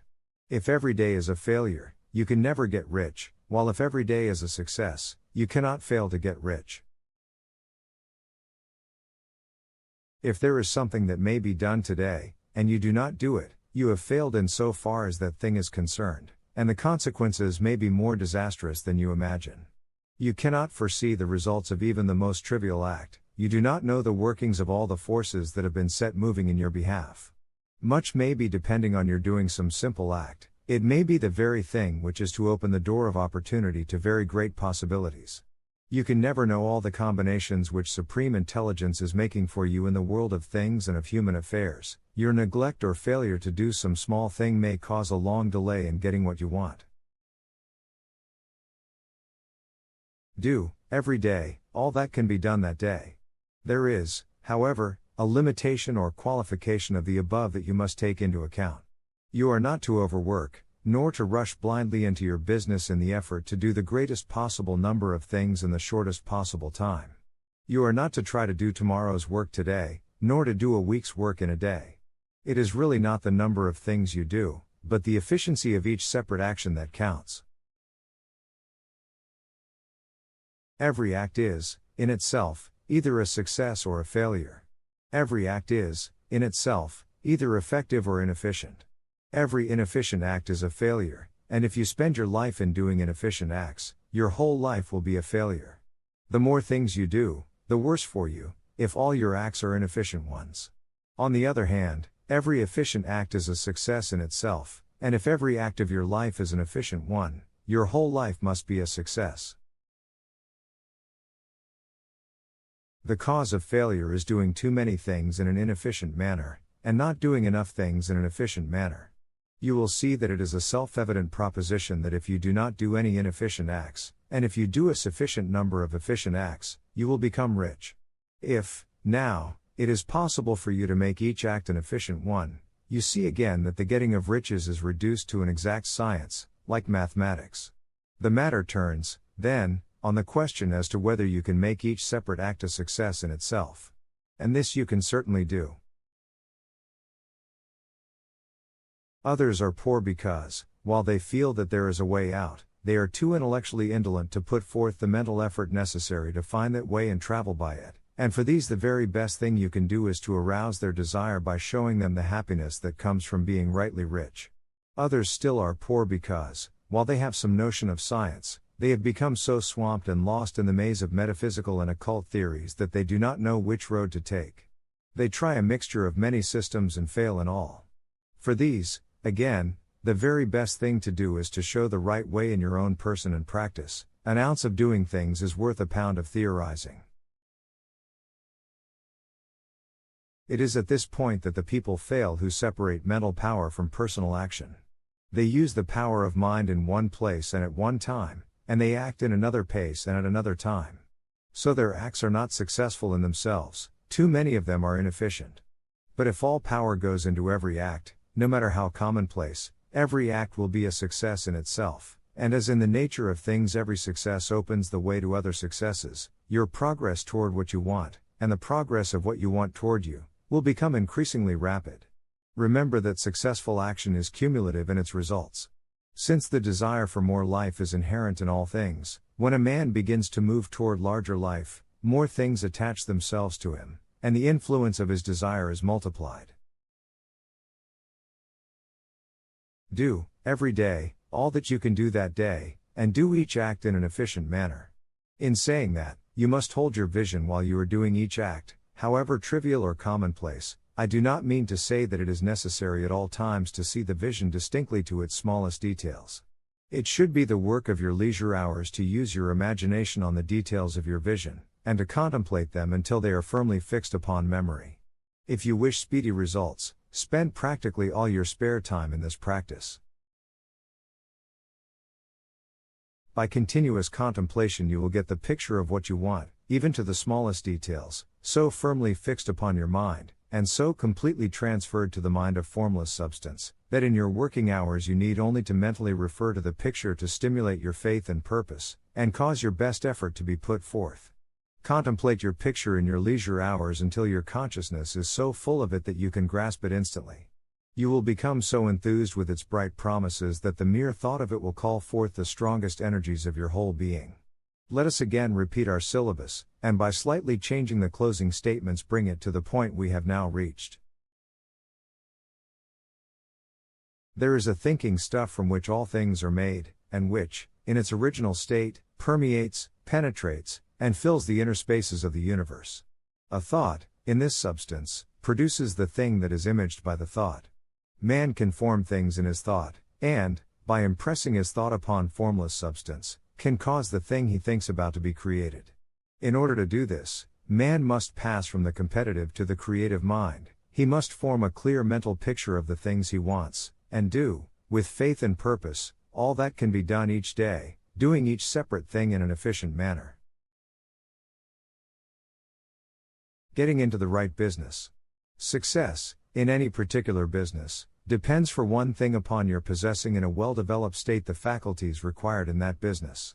Without good musical faculty no one can succeed as a teacher of music. Without well-developed mechanical faculties no one can achieve great success in any of the mechanical trades. Without tact and the commercial faculties no one can succeed in mercantile pursuits.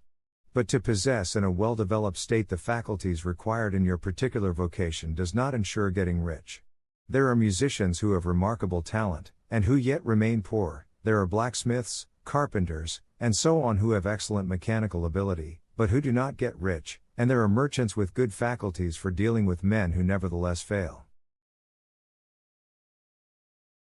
The different faculties are tools. It is essential to have good tools, but it is also essential that the tools should be used in the right way. One man can take a sharp saw, a square, a good plane, and so on, and build a handsome article of furniture. Another man can take the same tools and set to work to duplicate the article, but his production will be a botch. He does not know how to use good tools in a successful way. The various faculties of your mind are the tools with which you must do the work which is to make you rich. It will be easier for you to succeed if you get into a business for which you are well equipped with mental tools. Generally speaking, you will do best in that business which will use your strongest faculties, the one for which you are naturally best fitted. But there are limitations to this statement, also.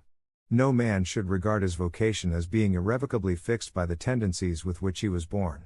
You can get rich in any business, for if you have not the right talent, you can develop that talent. It merely means that you will have to make your tools as you go along, instead of confining yourself to the use of those with which you were born. It will be easier for you to succeed in a vocation for which you already have the talents in a well-developed state, but you can succeed in any vocation, for you can develop any rudimentary talent, and there is no talent of which you have not at least the rudiment. You will get rich most easily, in point of fact, if you do that for which you are best fitted, but you will get rich most satisfactorily if you do that which you want to do. Doing what you want to do is life, and there is no real satisfaction in living if we are compelled to be forever doing something which we do not like to do, and can never do what we want to do. And it is certain that you can do what you want to do. The desire to do it is proof that you have within you the power which can do it. Desire is a manifestation of power. The desire to play music is the power which can play music seeking expression and development. The desire to invent mechanical devices is the mechanical talent seeking expression and development. Where there is no power, either developed or undeveloped, to do a thing, there is never any desire to do that thing. And where there is strong desire to do a thing, it is certain proof that the power to do it is strong, and only requires to be developed and applied in the right way.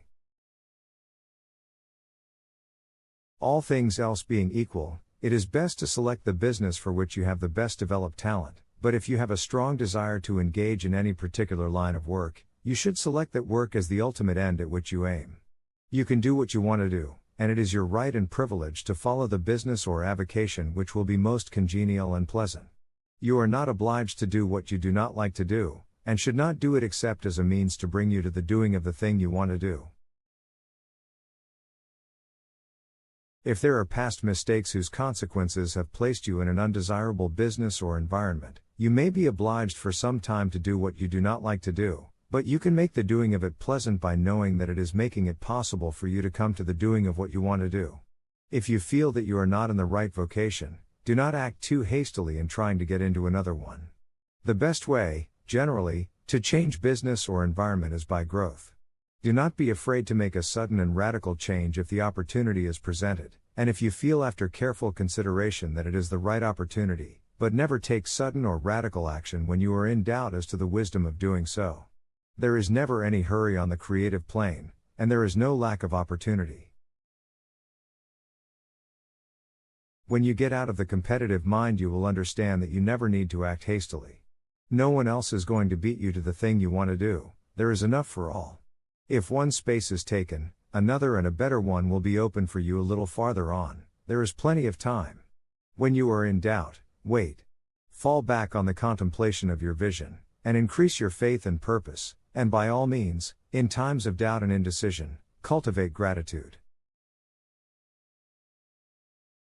A day or two spent in contemplating the vision of what you want, and in earnest thanksgiving that you are getting it, will bring your mind into such close relationship with the Supreme that you will make no mistake when you do act.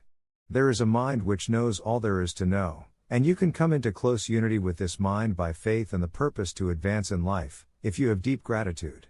Mistakes come from acting hastily, or from acting in fear or doubt, or in forgetfulness of the right motive, which is more life to all, and less to none. As you go on in the certain way, opportunities will come to you in increasing number, and you will need to be very steady in your faith and purpose, and to keep in close touch with the All-Mind by reverent gratitude. Do all that you can do in a perfect manner every day, but do it without haste, worry, or fear. Go as fast as you can, but never hurry. Remember that in the moment you begin to hurry, you cease to be a creator and become a competitor, you drop back upon the old plane again. Whenever you find yourself hurrying, call a halt, fix your attention on the mental image of the thing you want, and begin to give thanks that you are getting it. The exercise of gratitude will never fail to strengthen your faith and renew your purpose. The impression of increase. Whether you change your vocation or not, your actions for the present must be those pertaining to the business in which you are now engaged. You can get into the business you want by making constructive use of the business you are already established in, by doing your daily work in a certain way. And in so far as your business consists in dealing with other men, whether personally or by letter, the key thought of all your efforts must be to convey to their minds the impression of increase. Increase is what all men and all women are seeking. It is the urge of the formless intelligence within them, seeking fuller expression. The desire for increase is inherent in all nature, it is the fundamental impulse of the universe. All human activities are based on the desire for increase. People are seeking more food, more clothes, better shelter, more luxury, more beauty, more knowledge, more pleasure, increase in something, more life.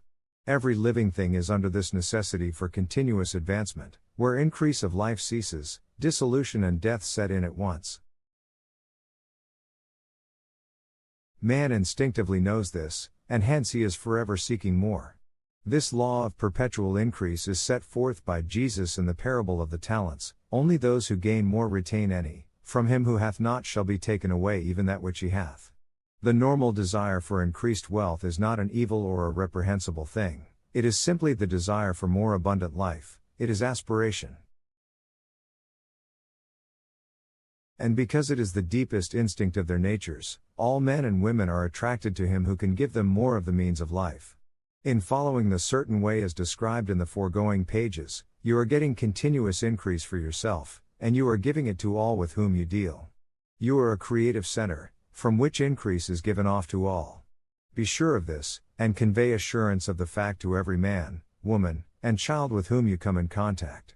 No matter how small the transaction, even if it be only the selling of a stick of candy to a little child, put into it the thought of increase, and make sure that the customer is impressed with the thought. Convey the impression of advancement with everything you do, so that all people shall receive the impression that you are an advancing person, and that you advance all who deal with you. Even to the people whom you meet in a social way, without any thought of business, and to whom you do not try to sell anything, give the thought of increase. You can convey this impression by holding the unshakable faith that you, yourself, are in the way of increase, and by letting this faith inspire, fill, and permeate every action. Do everything that you do in the firm conviction that you are an advancing personality, and that you are giving advancement to everybody. Feel that you are getting rich, and that in so doing you are making others rich, and conferring benefits on all. Do not boast or brag of your success, or talk about it unnecessarily. True faith is never boastful. Wherever you find a boastful person, you find one who is secretly doubtful and afraid. Simply feel the faith, and let it work out in every transaction. Let every act and tone and look express the quiet assurance that you are getting rich, that you are already rich. Words will not be necessary to communicate this feeling to others. They will feel the sense of increase when in your presence, and will be attracted to you again. You must so impress others that they will feel that in associating with you they will get increase for themselves. See that you give them a use value greater than the cash value you are taking from them. Take an honest pride in doing this, and let everybody know it, and you will have no lack of customers. People will go where they are given increase, and the Supreme, which desires increase in all, and which knows all, will move toward you, men and women who have never heard of you. Your business will increase rapidly, and you will be surprised at the unexpected benefits which will come to you. You will be able from day to day to make larger combinations, secure greater advantages, and to go on into a more congenial vocation if you desire to do so. But doing all this, you must never lose sight of your vision of what you want, or your faith and purpose to get what you want. Let me here give you another word of caution in regard to motives. Beware of the insidious temptation to seek for power over other men. Nothing is so pleasant to the unformed or partially developed mind as the exercise of power or dominion over others. The desire to rule for selfish gratification has been the curse of the world. For countless ages kings and lords have drenched the earth with blood in their battles to extend their dominions, this not to seek more life for all, but to get more power for themselves. Today, the main motive in the business and industrial world is the same. Men marshal their armies of dollars, and lay waste the lives and hearts of millions in the same mad scramble for power over others. Commercial kings, like political kings, are inspired by the lust for power. Jesus saw in this desire for mastery the moving impulse of that evil world he sought to overthrow. Read the 23rd chapter of Matthew, and see how he pictures the lust of the Pharisees to be called master, to sit in the high places, to domineer over others, and to lay burdens on the backs of the less fortunate, and note how he compares this lust for dominion with the brotherly seeking for the common good to which he calls his disciples. Look out for the temptation to seek for authority, to become a master, to be considered as one who is above the common herd, to impress others by lavish display, and so on. The mind that seeks for mastery over others is the competitive mind, and the competitive mind is not the creative one. In order to master your environment and your destiny, it is not at all necessary that you should rule over your fellow men, and indeed, when you fall into the world's struggle for the high places, you begin to be conquered by fate and environment, and your getting rich becomes a matter of chance and speculation. Beware of the competitive mind. No better statement of the principle of creative action can be formulated than the favorite declaration of the late Golden Rule Jones of Toledo: "What I want for myself, I want for everybody." The advancing man. What I have said in the last chapter applies as well to the professional man and the wage earner as to the man who is engaged in mercantile business. No matter whether you are a physician, a teacher, or a clergyman, if you can give increase of life to others and make them sensible of the fact, they will be attracted to you, and you will get rich. The physician who holds the vision of himself as a great and successful healer, and who works toward the complete realization of that vision with faith and purpose, as described in former chapters, will come into such close touch with the source of life that he will be phenomenally successful. Patients will come to him in throngs. No one has a greater opportunity to carry into effect the teaching of this book than the practitioner of medicine. It does not matter to which of the various schools he may belong, for the principle of healing is common to all of them, and may be reached by all alike. The advancing man in medicine, who holds to a clear mental image of himself as successful, and who obeys the laws of faith, purpose, and gratitude, will cure every curable case he undertakes, no matter what remedies he may use. In the field of religion, the world cries out for the clergyman who can teach his hearers the true science of abundant life. He who masters the details of the science of getting rich, together with the allied sciences of being well, of being great, and of winning love, and who teaches these details from the pulpit, will never lack for a congregation. This is the gospel that the world needs. It will give increase of life, and men will hear it gladly, and will give liberal support to the man who brings it to them. What is now needed is a demonstration of the science of life from the pulpit. We want preachers who can not only tell us how, but who in their own persons will show us how. We need the preacher who will himself be rich, healthy, great, and beloved, to teach us how to attain to these things, and when he comes he will find a numerous and loyal following. The same is true of the teacher who can inspire the children with the faith and purpose of the advancing life. He will never be out of a job. And any teacher who has this faith and purpose can give it to his pupils. He cannot help giving it to them if it is part of his own life and practice. What is true of the teacher, preacher, and physician is true of the lawyer, dentist, real estate man, insurance agent, of everybody. The combined mental and personal action I have described is infallible. It cannot fail. Every man and woman who follows these instructions steadily, perseveringly, and to the letter, will get rich. The law of the increase of life is as mathematically certain in its operation as the law of gravitation. Getting rich is an exact science. The wage earner will find this as true of his case as of any of the others mentioned. Do not feel that you have no chance to get rich because you are working where there is no visible opportunity for advancement, where wages are small and the cost of living high. Form your clear mental vision of what you want, and begin to act with faith and purpose. Do all the work you can do, every day, and do each piece of work in a perfectly successful manner. Put the power of success, and the purpose to get rich, into everything that you do. But do not do this merely with the idea of currying favor with your employer, in the hope that he, or those above you, will see your good work and advance you. It is not likely that they will do so. The man who is merely a good workman, filling his place to the very best of his ability, and satisfied with that, is valuable to his employer, and it is not to the employer's interest to promote him. He is worth more where he is.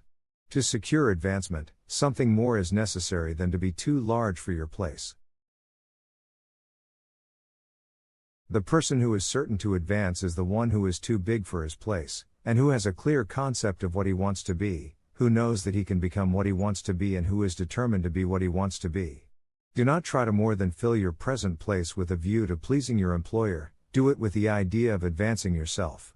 Hold the faith and purpose of increase during work hours, after work hours, and before work hours.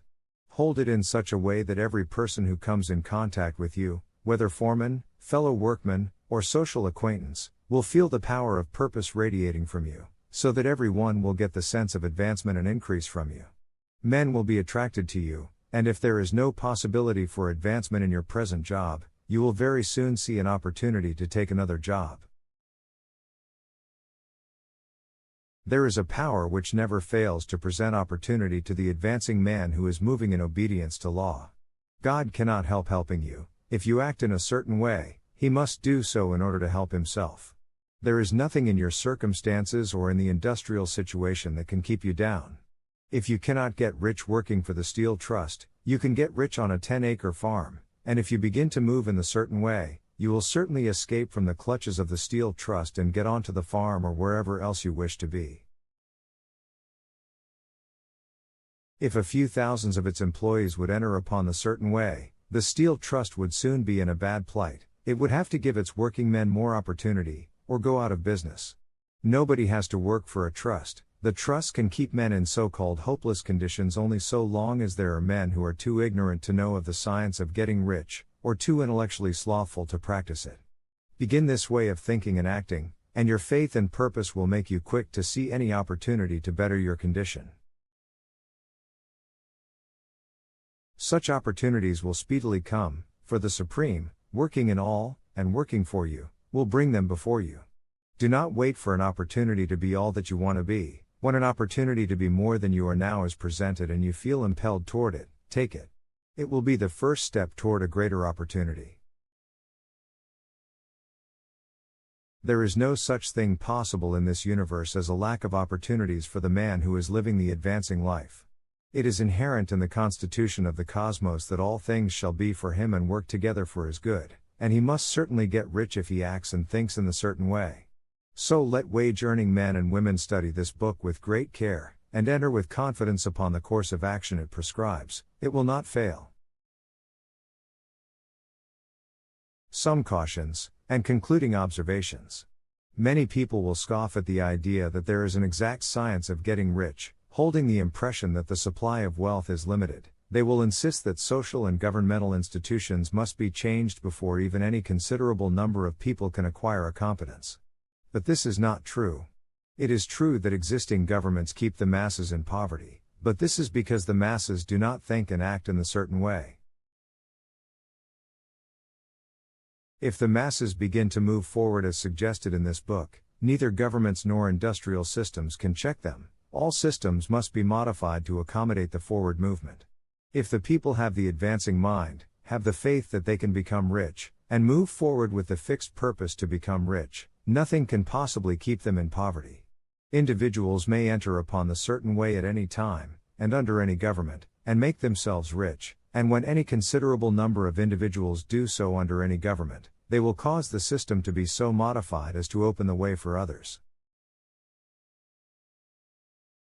The more people who get rich on the competitive plane, the worse for others. The more who get rich on the creative plane, the better for others.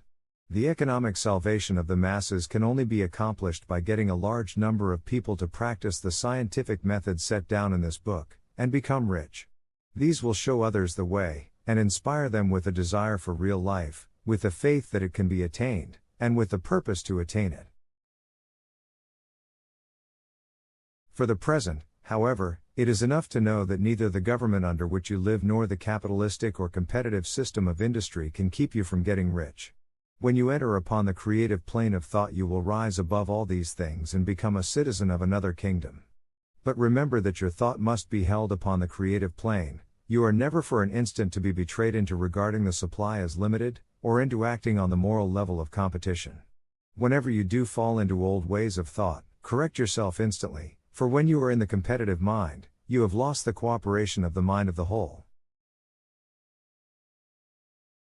Do not spend any time in planning as to how you will meet possible emergencies in the future, except as the necessary policies may affect your actions today. You are concerned with doing today's work in a perfectly successful manner, and not with emergencies which may arise tomorrow. You can attend to them as they come. Do not concern yourself with questions as to how you shall surmount obstacles which may loom upon your business horizon, unless you can see plainly that your course must be altered today in order to avoid them. No matter how tremendous an obstruction may appear at a distance, you will find that if you go on in the certain way it will disappear as you approach it, or that a way over, though, or around it will appear.